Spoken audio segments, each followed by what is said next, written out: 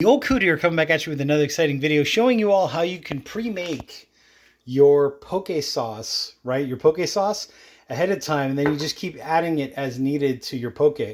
So that way you don't have to remix the basic 3 liquids all over again. So what I do is I mix up like batches of this, maybe like 16 ounces at a time, like whatever the capacity of the jar is. Basic, simple formula. And I will put links down below in the description, also in the comment section, to some of the ingredients that I use.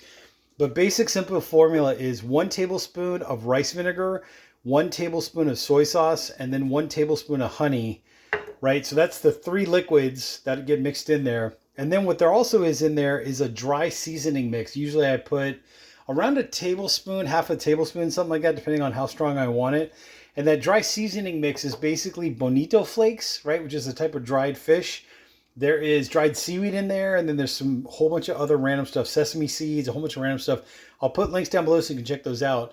But that's basically the basic sauce. And then what I'll do is I'll add fresh ginger, like crushed and chopped and smashed ginger to this, right? And that's all per taste. Sometimes I'll put gochugaru in there, which is the red pepper flake, right? I think it's a Korean or Chinese red pepper flake. So I'll put some of that in there for heat.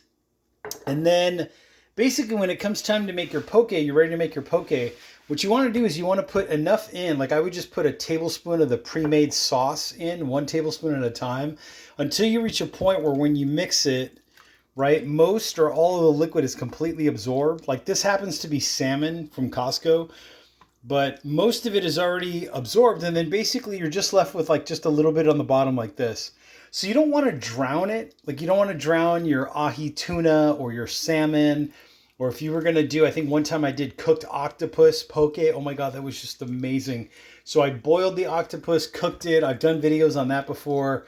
And then basically just added this poke sauce to it. And then what I do is I throw in like an avocado or two.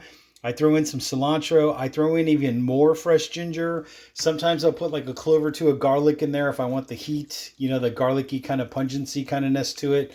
It all kind of depends, and it's all really modular. So you can kind of add, subtract, take away, conjunction, junction, what's your function? You know, just kind of make it your own. Like maybe you like a certain kind of honey, or maybe you like a certain kind of rice vinegar, or a certain kind of soy sauce, or whatever.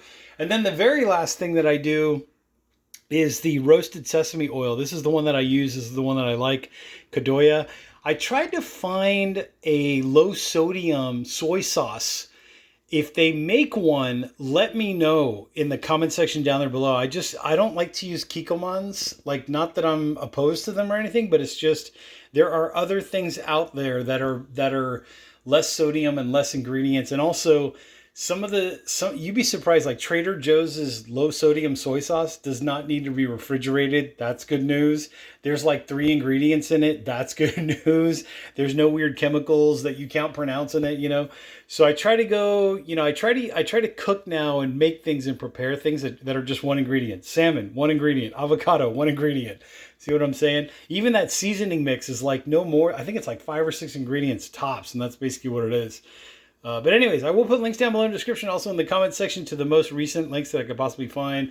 But the whole purpose of this video is just to show you all that I would just pre-make your sauce and make a bunch of it. You know, if you think you're going to be having poke the whole week, great. You can also use this as a marinade. Like if you were going to grill up a steak or something, or you could use it as an after barbecue sauce, right? Like an Asian kind of barbecue sauce, like afterwards, you know, go the extra mile and just make it your own. Put in some paprika if you want to. I mean, you're ruining the Asian vibe by putting in paprika, but maybe you like that smokiness in there. You know, who knows? Make it your own. Do whatever you want. Scallions, that's another good idea. Those little green onions, you know, chop those up. Like I think you can see there's one right there. There's a little bit of one right there. So you can kind of do whatever you want with it. Anyways, I am the Old Coot, and I'll catch you all in the next exciting video.